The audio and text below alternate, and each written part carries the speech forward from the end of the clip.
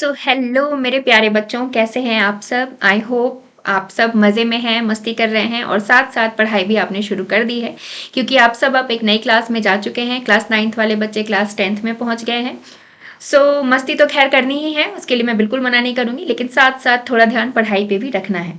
बच्चों, आज हम स्टार्ट करने जा रहे हैं एक नया chapter from class 10th biology, how do organisms reproduce. ये चैप्टर हम देखते हैं, इसमें बेसिकली क्या क्या कंसेप्ट हमें पढ़ने हैं, क्या क्या चीज़ें समझनी है। एक एक करके इस चैप्टर के बारे में हम जानना शुरू करते हैं। Let's proceed. अब जैसा कि नाम है इस चैप्टर का, how do organisms reproduce. Obvious सी बात है, इसमें हमें रिप्रोडक्शन के बारे में पढ़ना है। चलिए स्टार्ट करते हैं और सबसे पहले जानना शुरू करते हैं, व्हाट इज रिप्रोडक्शन। बच्चों, बेसिकली लिविंग ऑर्गेनिजम्स जो होते हैं वो न्यू इंडिविजुअल्स को प्रोड्यूस करते हैं, जो कि बिल्कुल उन्हीं के जैसा होता है, of their own kind, to maintain their existence generation after generation.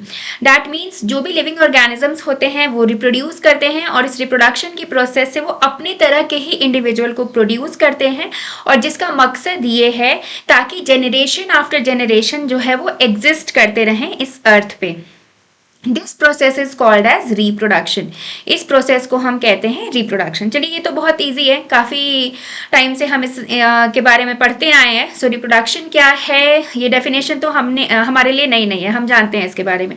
चलो आगे भी देख लेते हैं इसमें और क्या क्या चीज़ें हमें समझनी है।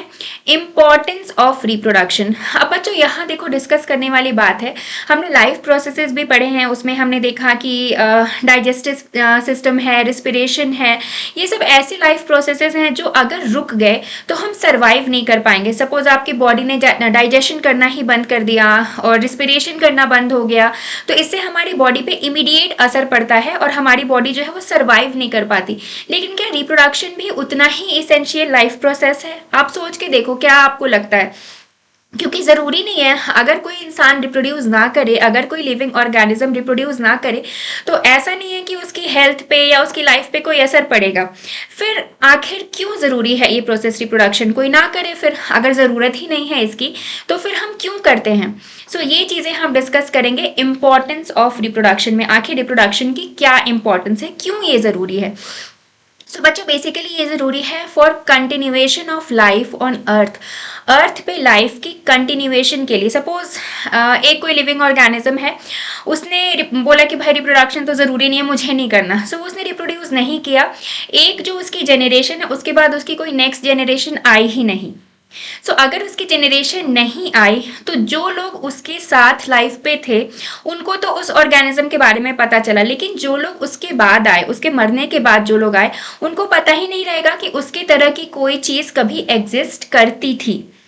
सपोज हम एग्जाम्पल्स लेते हैं एनिमल्स का, कि एलिफेंट्स ने ये सोचा कि भाई हमें रिप्रोड्यूस करने की ज़रूरत नहीं है, और कोई भी रैट्स होंगे, बटरफ्लाइज होंगी, मतलब कोई आप छोटे से छोटा या बड़े से बड़ा एग्जाम्पल लेके ये सोचो कि उसने सोचा, उस स्पीशीज़ ने सोचा कि भाई मुझे रिप्रोड्यूस नहीं करना, मुझे इसकी ज़रूरत नहीं है, और उसने रिप्रोडक्शन बंद कर दिया।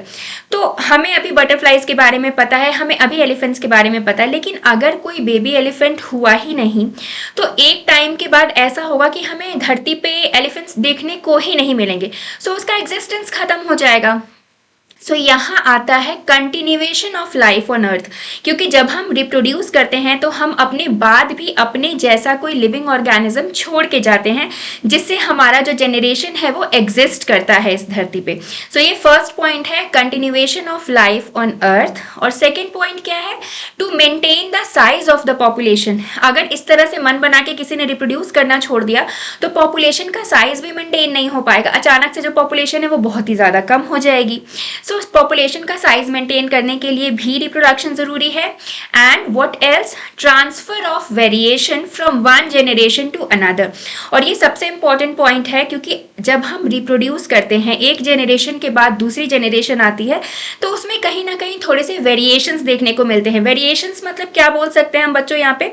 वेरिएशंस मतलब चेंजेस। एक जेनरेशन के बाद जो दूसरी जेनरेशन आती है उसमें कुछ चेंज होता है, बिल्कुल एग्जैक्ट नहीं होता, वो पिछले जनरेशन के, थोड़ा बहुत वो चेंज लेके आता है अपने आप में, और ये जो चेंजेस हैं वो उसको उस अर्थ पे सरवाइव करने में हेल्प करते हैं। ये चेंज जो है ये पॉजिटिव साइड की तरफ होते हैं, और जो हमारा एनवायरनमेंट है, एटमॉस्फेयर है, ये भी बराबर चेंज हो रहा है। तो अगर हमारे अंदर भी चेंजेस आएंगी तो हम उस बदलते हुए एटमॉस्फेयर में अच्छे से सरवाइव कर पाएंगे। सो ये चीज़ें थी, यहाँ तक मैं मान के चलूँगी ये बेसिक चीज़ें हैं जो आपको कहीं ना कहीं आपने पहले भी पढ़ी हैं। चलो अब हम रिप्रोडक्शन में देखते हैं बेसिक स्टेप्स क्या होते हैं। हमने बोल तो दिया कि ऑर्गेनिजम्स जो है वो रिप्रोड्यूस करते हैं, बट रिप्रोडक्शन में एक्चुअली होता क्या है। सो बच्चों, हमारे बॉडी में सेल्स होते हैं, और सेल्स के अंदर क्या है, न्यूक्लियस है। अब आप ये सोचो, रिप्रोडक्शन हो रहा है तो एक ऑर्गेनिज्म से दूसरा ऑर्गेनिज्म प्रोड्यूस हो रहा है, और आप ये देखो कि ह्यूमन बींग्स के बच्चे ह्यूमन बींग्स ही होते हैं। कभी हमारे में से एलिफेंट तो नहीं पैदा होता, या फिर एलिफेंट से कभी ह्यूमन बींग्स नहीं पैदा होते। तो कुछ तो ऐसी एक चीज़ होगी जो किसी स्पीशीज को ये क्वालिटी प्रोवाइड करती है कि वो अपने जैसे ही इंडिविजुअल्स को प्रोड्यूस कर सकता है। सो ये क्या होता है, ये होता है डीएनए। और ये कहाँ प्रेजेंट होता है बच्चों, ये न्यूक्लियस में प्रेजेंट होता है। न्यूक्लियस कहाँ होता है, ये सेल के अंदर होता है। सेल कहाँ है, हमारी बॉडी के अंदर है। ठीक है। सो जो डीएनए है जो सेल न्यूक्लियस में प्रेजेंट होता है, इसके पास सारी इंफॉर्मेशन होती है।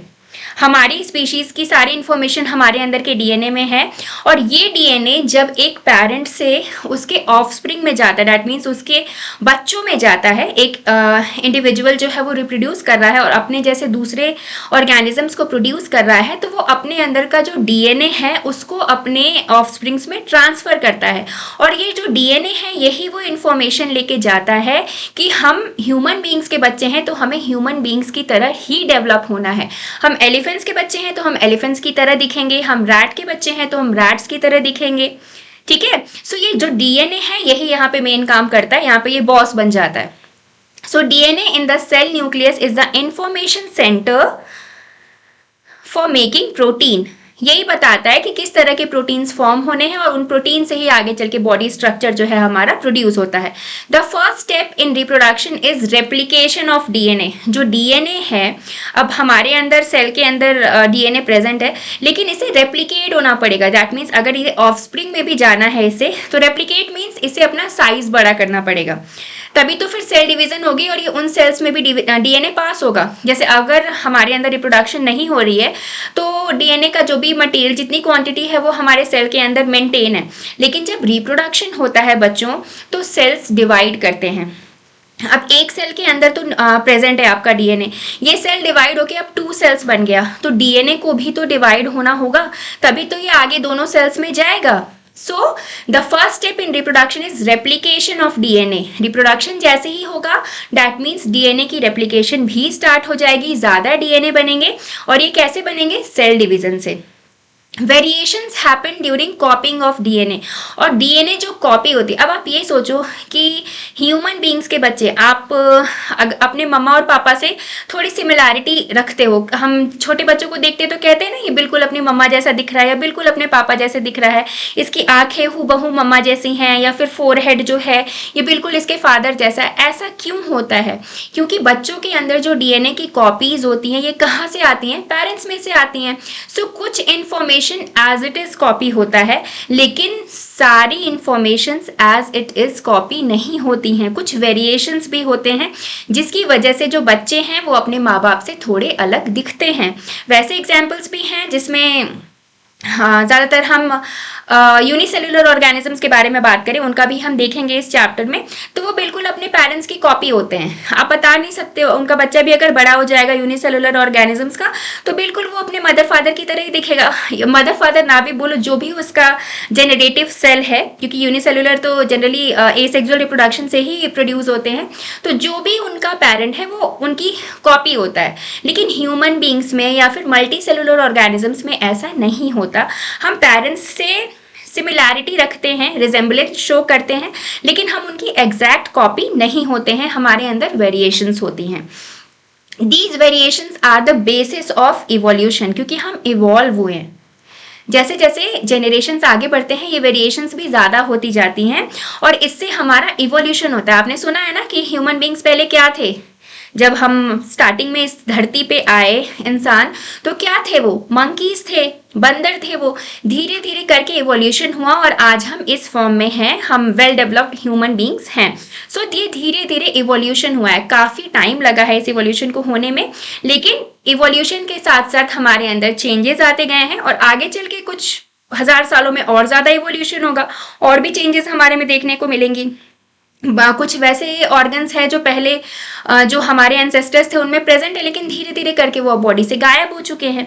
ठीक है, सो ये सारे किसके एग्जाम्पल्स हैं? इवोल्यूशन के एग्जाम्पल्स हैं। हम अच्छे की तरफ, बेटरमेंट की तरफ इवॉल्व हुए हैं। दैट मीन्स कुछ कुछ वैसे ऑर्गन्स जिनकी हमें ज़रूरत नहीं थी, वो सब चीज़ें धीरे धीरे हमारी बॉडी से हटती गई और हम इवॉल्व होते गए। Variations are useful for the survival of species. आखिर ये वेरिएशन क्यों ज़रूरी है? ऐसे ही होता है क्या बॉडी में? ये ऐसे ही नहीं होता, ये इसलिए होता है ताकि हम सरवाइव कर पाएं। जो हमारा एटमॉस्फेयर चेंज हो रहा है उस हिसाब से हमें भी अपनी बॉडी को चेंज करना पड़ता है। नेक्स्ट है importance of DNA कॉपिंग in reproduction. अब डीएनए जो कॉपी होता है हमारा रिप्रोडक्शन प्रोसेस में, उसकी क्या इंपॉर्टेंस है? Organisms pass on their characteristics to the offspring. अगर डीएनए कॉपी ही नहीं होगी तो हमारे पेरेंट का कोई भी क्वालिटी हमारे अंदर आएगा ही नहीं। डीएनए तो हम अपने फादर मदर से ही ले रहे हैं ना, तो अगर डीएनए की कॉपी ही नहीं होगी तो उनसे हमारे अंदर कोई डीएनए नहीं आएगा। और इसके अलावा मेंटेन्स कैरेक्टरिस्टिक्स, हमारे अंदर जो डिफरेंट कैरेक्टरिस्टिक्स होती हैं उनकी मेंटेनेंस में भी डीएनए कॉपिंग का बहुत इंपॉर्टेंट रोल है। And DNA is the blueprint and it ensures correct body design. ये मैंने आपको बताया ना कि ह्यूमन बींग्स का बच्चा ह्यूमन बींग ही हो, किसी एनिमल का बच्चा उस एनिमल की तरह ही लगे, ये सब कौन डिसाइड करता है? डीएनए डिसाइड करता है। Any change in it causes change in the synthesis of proteins. अगर डीएनए में कोई चेंज हुआ तो जो प्रोटीन सिंथेसिस हो रही है, जो प्रोटीन फॉर्म हो रहे हैं, उनके अंदर भी चेंजेस आएंगे और इसकी वजह से क्या होगा? वेरिएशन होगा। अब बच्चों ये वेरिएशन भी थोड़ा बहुत ही होना चाहिए, एक एक्सटेंट तक होना चाहिए, उससे ज्यादा वेरिएशन नहीं होना चाहिए। Variation is beneficial for the species, ये मैंने आपको बताया। देखो स्टार्टिंग में हमारी कंडीशन क्या थी? This is the first condition, second, third, fourth, fifth, sixth. First में आप देखोगे तो ये सही से खड़े होके चल भी नहीं रहा है, लेकिन धीरे धीरे करके जैसे जैसे इवोल्यूशन आता गया वैसे वैसे ह्यूमन बींग्स जो हैं उनमें देखो कितने ज़्यादा चेंजेस आए, और ये सबसे एडवांस्ड फॉर्म है। सो इस तरह से वेरिएशन जो है वो स्पीशीज के लिए बेनिफिशियल होता है। अब आगे हम देखते हैं टाइप्स ऑफ रिप्रोडक्शन। जैसा कि हम चैप्टर पढ़ रहे हैं, इस रिप्रोडक्शन चैप्टर में सबसे पहले डिस्कस कर लेते हैं कितने टाइप्स होते हैं। सो ये भी बहुत कॉमन सी चीज़ है, काफ़ी टाइम आपने डिस्कस किया है। बेसिकली 2 टाइप्स ऑफ रिप्रोडक्शन होते हैं, asexual reproduction and sexual reproduction. दोनों में डिफरेंस देख लेते हैं। डिफरेंस क्या होता है? एसेक्सुअल रिप्रोडक्शन में जो नया इंडिविजुअल फॉर्म होता है वो सिंगल पेरेंट से फॉर्म होता है, दैट मीन्स ओनली 1 पेरेंट, जबकि सेक्सुअल रिप्रोडक्शन में 2 पेरेंट्स होते हैं। एसेक्सुअल रिप्रोडक्शन में एक ही अगर पेरेंट है तो ऑब्वियस सी बात है गैमेट्स का यूनियन नहीं होगा। अगर 2 पेरेंट्स होते हैं तब तो स्पर्म एंड ओवम का यूनियन होता है, लेकिन एसेक्सुअल रिप्रोडक्शन में it does not involve union of gametes, sexual में इन्वॉल्व्स यूनियन ऑफ गैमेट्स। और एसेक्सुअल में younger ones are genetically identical to the parents. Mostly unicellular में होता है, तो उसमें क्या होते हैं, जो बच्चे होते हैं वो पेरेंट्स की कॉपी होते हैं, सेम टू सेम। आप बता ही नहीं पाओगे कौन पेरेंट है कौन बच्चा है। लेकिन सेक्सुअल रिप्रोडक्शन में ऐसा नहीं होता, younger ones are not genetically identical. Identical तो होते हैं, मिलते जुलते होंगे वो, लेकिन genetically identical means exact copy नहीं होते। और इसमें वेरिएशंस एब्सेंट है। ये देखो ये जुड़े हुए पॉइंट्स है एक दूसरे से। अगर बिल्कुल सिमिलर होंगे अपने पेरेंट्स के तो वेरिएशंस कहाँ से दिखाएंगे? इसमें वेरिएशंस एब्सेंट होते हैं, लेकिन सेक्सुअल रिप्रोडक्शन में आपके वेरिएशंस जो है वो प्रेजेंट होते हैं। तो ये इंपॉर्टेंट पॉइंट है आपका, सेक्सुअल और एसेक्सुअल में अक्सर डिफ्रेंशिएट करने को आता है। सो ये पॉइंट्स आपको थोड़े ध्यान लगा के पढ़ने होंगे। नेक्स्ट है various type of asexual reproduction. सबसे पहले हम एसेक्सुअल को डिस्कस कर लेते हैं, इसमें कितने सारे टाइप्स होते हैं। सो बच्चों इसका फर्स्ट टाइप है फिजन, सेकेंड है budding, third fragmentation, fourth regeneration, fifth vegetative propagation and sixth one is spore formation. So ये बेसिकली इसके 6 टाइप्स हैं जो इस चैप्टर में आपको पढ़ने हैं। सो एक एक करके हम देखते हैं कि ये प्रोसेसेस क्या होते हैं। सो सबसे पहले हम आते हैं फिजन पे। Fission is a process of division of single celled organism. इस पूरे स्लाइड का सबसे इंपॉर्टेंट पॉइंट जो है वो यहाँ लिखा है। फिजन क्या मल्टी सेलुलर में भी होता है? तो बच्चों नहीं होता है। फिजन केवल single celled organism that means unicellular में ही होता है। और ये क्या है बेसिकली, ये एक प्रोसेस है जिससे जो यूनिसेलुलर ऑर्गेनिजम्स हैं या ये दो या दो से ज़्यादा पार्ट्स में डिवाइड हो जाते हैं। ठीक है, क्योंकि फिजन के भी दो टाइप्स हैं, एक होता है आपका बाइनरी फिजन और दूसरा होता है मल्टीपल फिजन। अब देखो बच्चों, बाइनरी फिजन में क्या होगा, एक सेल जो है वो 2 सेल्स में डिवाइड हो जाएगा। इसका एग्जाम्पल है आपका अमीबा। ठीक है, और यहाँ सबसे ज्यादा इंपॉर्टेंट है कि जो भी रिप्रोडक्शन के टाइप्स हैं एसेक्सुअल में भी आप जो भी पढ़े रहे हो उनके एग्जाम्पल्स आपको प्रॉपर करेक्ट लर्न करने हैं। ठीक है, बाइनरी फिजन का एग्जाम्पल हमारा अमीबा है एंड मल्टीपल फिजन का एग्जाम्पल हमारा प्लाज्मोडियम जो मलेरिया कॉज करता है, वो एग्जाम्पल है हमारा मल्टीपल फिजन का। बाइनरी फिजन सिंपल है बच्चों, नाम से ही पता चल रहा है, बाइनरी मीन्स होता है 1 single.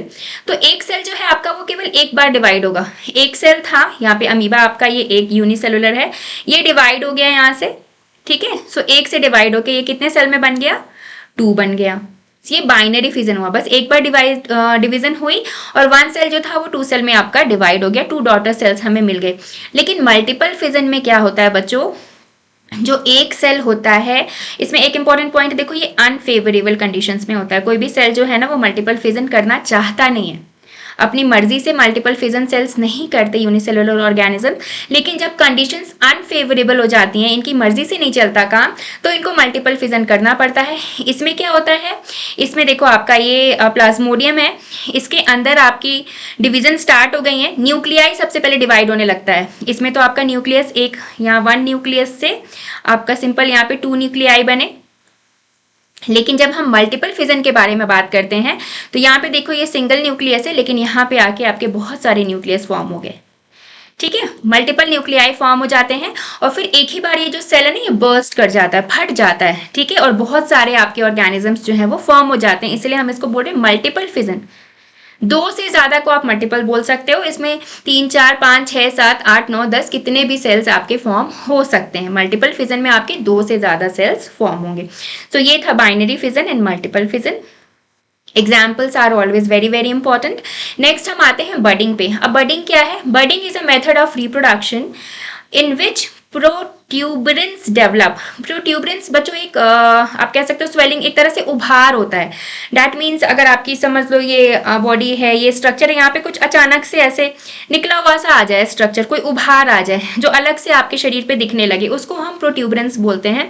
On the mature organisms body, जो ऑर्गेनिज्म की बॉडी मैच्योर हो गई है उस पर एक अलग से स्ट्रक्चर आपको दिखने को मिलेगा और फिर ये स्ट्रक्चर धीरे धीरे करके एक न्यू ऑर्गेनिज्म बना लेता है। और इसका एग्जाम्पल क्या है बच्चों, इसका है ईस्ट एंड हाइड्रा। एग्जाम्पल्स ये रहे हाइड्रा एंड ईस्ट। सो यहाँ देखो ईस्ट की बॉडी में यहाँ पे आपको अलग से ये स्ट्रक्चर दिख रहा है, धीरे धीरे ये ग्रो करने लगेगा। इसको हम बड भी बोलते हैं, क्योंकि बडिंग प्रोसेस है तो इसका नाम हमने बड दे दिया। ये बड अब धीरे धीरे ग्रो करता है और यहाँ से फिर चेन ऑफ बर्ड्स भी फॉर्म हो जाते हैं और अलग अलग ऑर्गेनिजम्स यहाँ से प्रोड्यूस हो जाएंगे। ठीक है, सो और यहाँ पे देखो हाइड्रा में कैसे बडिंग हो रही है, यहाँ पे भी इसके यहाँ आपको प्रोट्यूबरेंस यहाँ पे दिख रहा है, ये धीरे धीरे इसकी ग्रोथ होने लगी, डेवलपिंग बर्ड हो गया यहाँ पे ये न्यू बर्ड हो गया, बिल्कुल हाइड्रा की तरह ग्रो हो गया। और जब इसकी ग्रोथ थोड़ी अच्छे से हो जाएगी तो फिर ये बॉडी से यहाँ से डिटैच हो जाएगा, यहाँ से कट जाएगा और एक न्यू हाइड्रा बन जाएगा। सो इस तरह से बडिंग की प्रोसेस जो है वो कंप्लीट होती है। नेक्स्ट हमें देखना है फ्रैगमेंटेशन। अब ये क्या होता है, फ्रैगमेंट का मतलब तो पता है हमें, दैट मीन्स टुकड़ों में कट जाना। ठीक है, फ्रैगमेंट्स कर दिया। तो इसमें क्या होता है बच्चों, इसमें जो बॉडी है वो अलग अलग पीसेस में टूट जाती है, फ्रैगमेंट्स बन जाते हैं और ये अलग अलग फ्रैगमेंट्स जो है वो न्यू ऑर्गेनिजम्स को डेवलप कर लेते हैं। सिंपल सा है, जैसा नाम वैसा काम। एग्जाम्पल है इंपॉर्टेंट जो कि आपको करना है लर्न, और एग्जाम्पल है स्पाइरोगायरा। देखो इसकी बॉडी है, यहाँ से ये एक कट लग गया, 2 पार्ट में बॉडी इसकी डिवाइड हो गई। अब ये एक अलग स्पाइरोगायरा बन जाएगा और ये वाला जो है आपका एक अलग स्पाइरोगायरा बन जाएगा। सो एक बॉडी के 2 फ्रैगमेंट्स हो गए, वो दोनों अलग अलग फ्रैगमेंट्स जो है वो न्यू इंडिविजुअल में ग्रो हो गए। सो ये है आपका फ्रैगमेंटेशन। अब इसके बाद है रीजेनरेशन। री मतलब क्या होता है बच्चों, री मतलब होता है, अगेन ये थोड़ा सर्कल गलत जगह लग गया, आप समझ जाना मैं री के बारे में लिख रही हूँ। री मतलब होता है अगेन, एंड जेनरेशन मतलब प्रोड्यूस हो जाना, पैदा हो जाना, जनरेट हो जाना।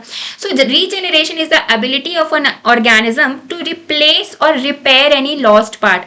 कोई भी ऑर्गेनिज्म का अगर कोई पार्ट लॉस्ट हो गया है, मीन्स खो गया है, कट गया है, टूट गया है, चोट लग गई है, तो उसका रिपेयर हो जाना, उसके जगह पे कुछ दूसरा पार्ट डेवलप कर जाना, रिप्लेस और रिपेयर, इसको हम कहते हैं रीजेनरेशन, दोबारा से पैदा हो जाना। It is carried out by specialised cells, जो स्पेशलाइज्ड सेल्स हैं वही रीजेनरेशन कर सकते हैं, सब जगह देखने को आपको नहीं मिलेगा। इसका एग्जाम्पल है आपका प्लेनेरिया एंड हाइड्रा। ये दो एग्जाम्पल्स है, देखो प्लेनेरिया में यहाँ से कट हुआ इस जगह पे, तो यहाँ से अब आपके अलग अलग ये जो है हाइड्रा जो है वो डेवलप हो गए। प्लेनेरिया आपका यहाँ पे है और ये है हाइड्रा, यहाँ पे एक कट लगी तो यहाँ से दो हाइड्रा आपके डेवलप हो गए। यहाँ प्लेनेरिया में देखो बॉडी पे इसके दो कट लग गए, तो टोटल फिर ये एक अलग प्लेनेरिया हो गया, एक अलग प्लेनेरिया हो गया, एक अलग हो गया। सो इसको हम बोलते हैं रीजेनरेशन। अब देखो डिफरेंस क्या है रीजेनरेशन एंड फ्रैगमेंटेशन में, भी आपको कंफ्यूजन हो जाए। सो फ्रैगमेंटेशन में क्या होता है बच्चों, ऑर्गेनिजम्स दैट आर फ्रैगमेंटेड, अलग अलग पार्ट्स में जो टूटते हैं उनका रिजल्ट होता है कि अलग अलग पार्ट्स एक नए इंडिविजुअल में ग्रो कर जाते हैं। लेकिन रीजेनरेशन में कोई बॉडी पार्ट अगर लॉस्ट हो गया, क्योंकि स्पेशलाइज्ड सेल्स होने चाहिए, यहाँ पे हर बॉडी पार्ट ग्रो नहीं कर सकता। आपने लिजर्ड में देखा होगा कभी कभार किसी लिजर्ड की टेल जो है वो कट जाती है, तो धीरे धीरे करके एक नई टेल डेवलप हो जाती है। So that is the example of regeneration. That means वहां पे वो पार्ट था, किसी वजह से टूट गया, कट गया, बॉडी से अलग हो गया, तो वहां पे स्पेशलाइज्ड सेल्स थे, उन्होंने दोबारा उस पार्ट को रीजेनरेट कर दिया। सो ये थोड़ा सा डिफरेंस है, ध्यान से अगर समझोगे तो आपको समझ में आ जाएगा। एक दो बार दोबारा आप रिपीट करके ये चीजें सुनो तो आपको क्लियर बिल्कुल हो जाएगा कि रीजेनरेशन और फ्रैगमेंटेशन में क्या डिफरेंस है। नेक्स्ट हम आ जाते हैं स्पोर फॉर्मेशन में। So what is spore formation? Spore क्या होते हैं बच्चों? स्पोर आपके इस तरह से छोटे छोटे से स्ट्रक्चर्स होते हैं, ये स्पोर्स हैं, ठीक है। तो ये स्पोर फॉर्मेशन तो चलो हमें समझ में आ गया, इनकी फॉर्मेशन हो रही है, लेकिन कैसे होती है? स्पोर्स आर स्पेशल सेल्स, ये जो स्पोर्स हैं वो स्पेशल सेल्स होते हैं, formed with in special structures, और ये किसके अंदर मिलते हैं? स्पोरेंजिया के अंदर मिलते हैं।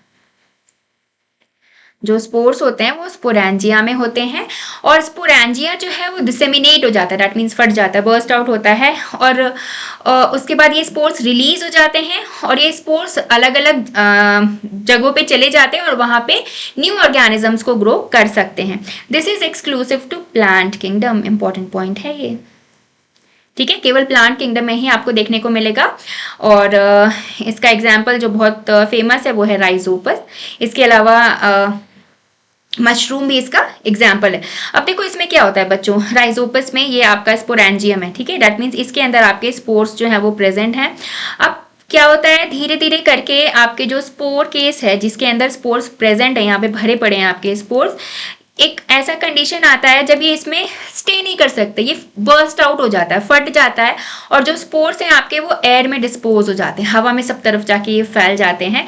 और उसके बाद इन्हें जहाँ फेवरेबल कंडीशन मिलती है, आपने देखा है ना कभी ब्रेड या रोटी का टुकड़ा ये सब अगर हम कहीं रूम में या कहीं भी गलती से छूट जाता है हमसे, एक दिन दो दिन अगर ये छूट गया, तो धीरे धीरे ना उसके ऊपर हमें ग्रोथ दिखाई देने लगती है, माइक्रो ऑर्गेनिजम्स धीरे धीरे ग्रो करने लगते हैं।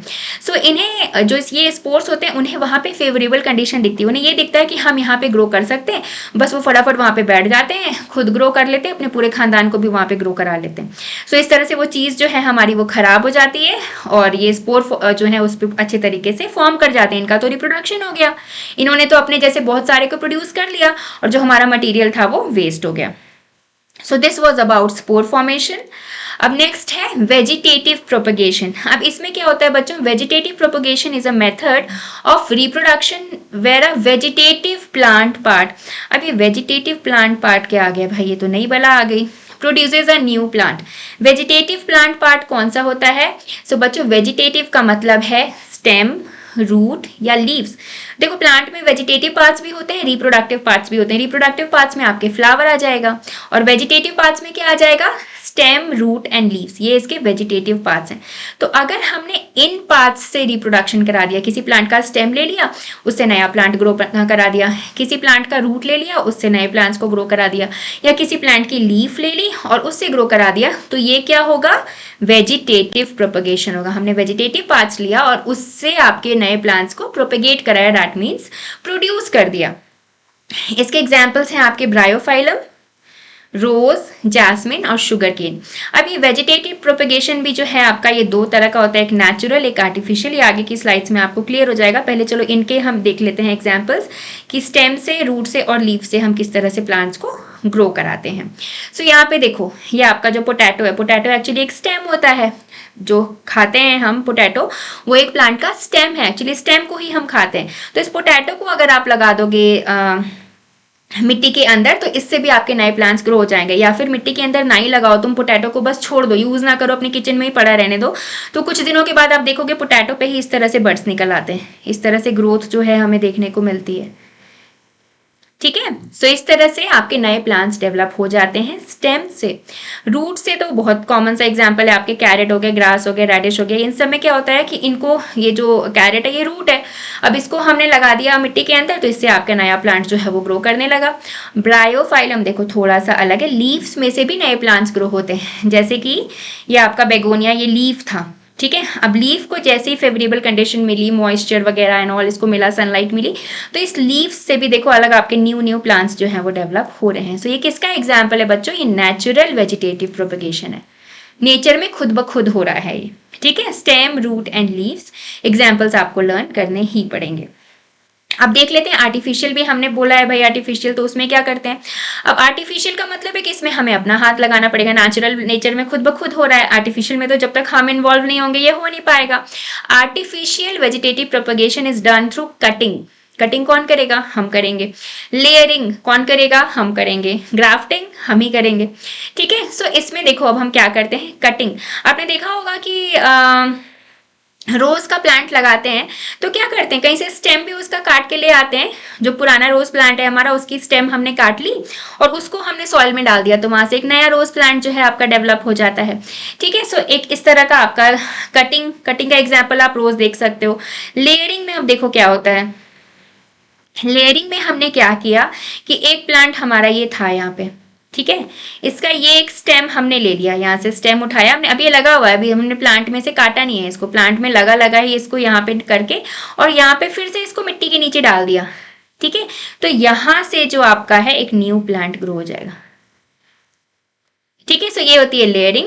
और यहाँ देखो एक आपकी माउंट लेयरिंग भी है। इसमें क्या होता है, made to grow as an independent plant and plant can be cut from the main plant. यहाँ पे हमने मेन प्लांट से इसको कट नहीं किया था, इसी में लगा हमने यहाँ पे कर दिया, इसके नए रूट्स ग्रो हो गए, न्यू प्लांट फॉर्म हो गया। लेकिन इस वाले माउंट लेयरिंग में आप क्या कर सकते हो कि आप इसकी पुराने प्लांट की एक स्टेम कट करके उसका भी लेयर जो है वो सॉइल में लगा सकते हो, वहां से भी आपका न्यू प्लांट जो है वो ग्रो कर जाएगा। और इसके अलावा है ग्राफ्टिंग। अब देखो ग्राफ्टिंग में क्या होता है बच्चों, आर्टिफिशियल वेजिटेटिव प्रोपेगेशन में आर्टिफिशियल एक दैट मीन्स हमारा इन्वॉल्वमेंट इसमें होगा। ग्राफ्टिंग में क्या है, joining a part of one plant with other. जैसे हमने